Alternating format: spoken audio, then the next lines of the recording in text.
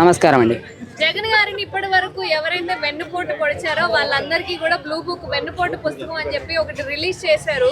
అందులో ఎవరెవరు ఉంటారు వాళ్ళని మరి జగన్ గారు రిలీజ్ ఈరోజు చేసిన వెన్నుపోటు బుక్ అనేది అది కాదండి. చంద్రబాబు 2 సంవత్సరాల్లో ప్రజలకు హామీలు ఎన్ని ఇచ్చారు, దాంట్లో ఎన్ని నెరవేర్చారు అనేది దాన్ని వెన్నుపోటు దినంగా వెన్నుపోటు బుక్ పొడిచారు. 2 years అయింది కదా గవర్నమెంట్ వచ్చి. 2 yearsలో ఎంతమందికి హామీలు ఇచ్చి ఎన్ని నెరవేర్చారని చెప్పేసి చేస్తున్నారండి.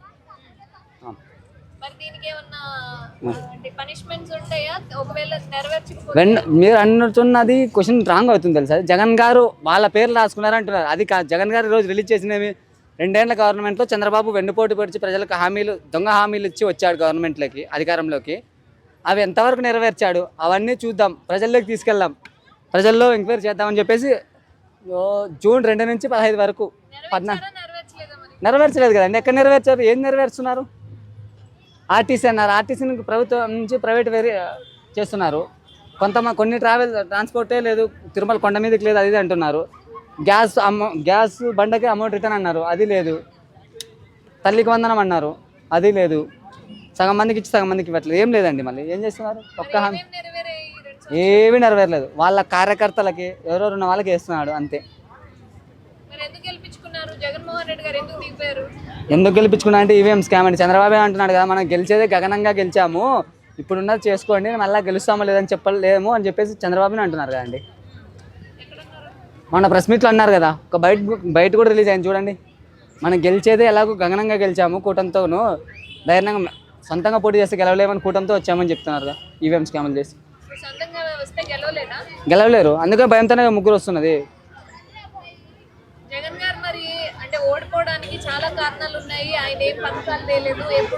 పథకాలు తేలేదు అంటున్నారు కదా. ఏ పథకాలు తేలేదు? వచ్చిన జగన్ గారు ఇచ్చిన నవరత్నాల్లో ఏది తీసుకురాలేదో చెప్పండి మీరు బయటికి. చంద్రబాబు సూపర్ 6లో ఏవి తీసుకురాలేదో నేను చెప్తా, ఛాలెంజ్. మీరు మాట్లాడేది జగన్ గారి గవర్నమెంట్లో పథకాలు ఇన్ని ఇచ్చారు, ఇవి పథకాలు నెరవేర్చలేదు ప్రజలకి అని చెప్పండి. ఫ్రీ బస్ అంటే ఛార్జీలు ఎవరి మీద పడుతున్నాయి? ప్రైవేట్ వ్యతికరణ. తిరుమలకి వెళ్తే కొండ మీదకి వెళ్తే లేదంటున్నాడు, కొన్ని ఘాట్ రోడ్లకు లేదంటున్నాడు. అప్పుడే ఎలక్షన్స్ అప్పుడే సూపర్ 6లో ఆ బస్సులకు లేదు, ఈ బస్సులకు లేదని చెప్పలే కదా. అన్నిటికీ ఏమైనా ఫ్రీ బస్ అన్నాడు, అన్నీ ఇవ్వాలి కదా. ఇప్పుడు దోస్తుంది కదా, పెట్రోల్ 10 రోజుల్లోనే 10 రూపాయలు పెరిగింది. మళ్ళీ దేశంలోనే నెంబర్ 1 రేట్ ఉన్నదంటే, హైయెస్ట్ రేట్ ఉన్నదంటే ఆంధ్రప్రదేశ్లోనే ఉంది, 117 రూపాయలు పెట్రోల్.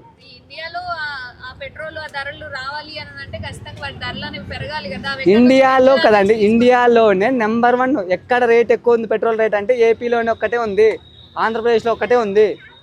ఆ రోజు నారా లోకేష్ ఏం చేశాడు, రేట్లు పెరిగినాయని చెప్పి జగన్మోహన్ రెడ్డి గారు గవర్నమెంట్లో రేట్లు పెరిగినాయి, జగన్మోహన్ రెడ్డి రేట్లు పెంచుతారని ఆ రోజు తెలియదా వీళ్ళకి, కేంద్రంలో పెంచుతారని.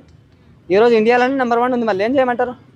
చంద్రబాబు పోతాడు పర్యటనకి వెళ్తే ఆడ గ్యాస్ మంట పెట్టకనే చేపలు పులుసు చేస్తాడు, ఏం చేస్తారు మరి?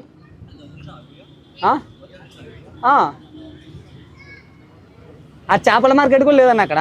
నెక్స్ట్ డే మన చేపల మార్కెట్ అని తీశాడు కదా, నెక్స్ట్ డే వెళ్తాను చేపల మార్కెట్ కూడా లేదు.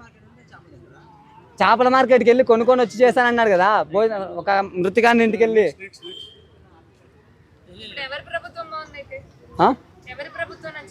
నాకు జగన్మోహన్ రెడ్డి గవర్నమెంట్ నచ్చిందండి, ఎందుకంటే హామీలు ఇచ్చారు.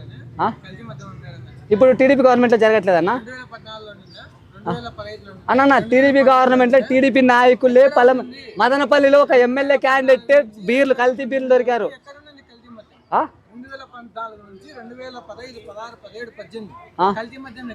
కల్తీ మద్యము ఆ టెండర్లకు లైసెన్స్ లని ఇచ్చింది, ఏ గవర్నమెంట్లో వచ్చాయి?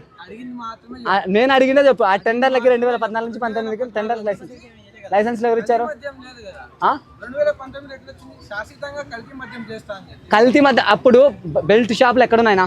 అప్పుడు బెల్ట్ షాపులు లేవు, మండలానికి 2 షాపులు ఉన్నాయి. అప్పుడు బెల్ట్ షాపులు లేవు. చెప్పేది కల్తీ మద్యం అంటున్నారు మీరు, కల్తీ మద్యం అంటున్నారు. ఇప్పుడు కల్తీ లేదా మద్యము? అప్పటి నుంచి 2018-17 తయారైన మద్యం నుంచి అట్లా వస్తాను. షాపులు లైసెన్స్ లేవు. ఎక్కడ రాలేదన్నా? వచ్చిందన్నా 2019 ఎలక్షన్ల టైంలో శాశ్వతంగా చేస్తా అన్నాడు అన్న. మీరు అటు సైడ్ అన్నారు అండి, ఇటు సైడ్ మీరు ఇటు అన్నారు, ఎందుకంటే అటు సైడ్ తిరిగి మాట్లాడిన వాళ్ళకి ఇబ్బంది. మద్యం చేస్తా శాశ్వతంగా మధ్యాహ్నం తీసేస్తా అంటే ఎక్కడ ఏ రాష్ట్రం బాగుపడదు. మండలానికి అన్న ఒక్క నిమిషం, మండలానికి 2 ఓట్లు వేసిన ప్రజలకు హామీలు ఇచ్చడానికి గెలిచారు కదా.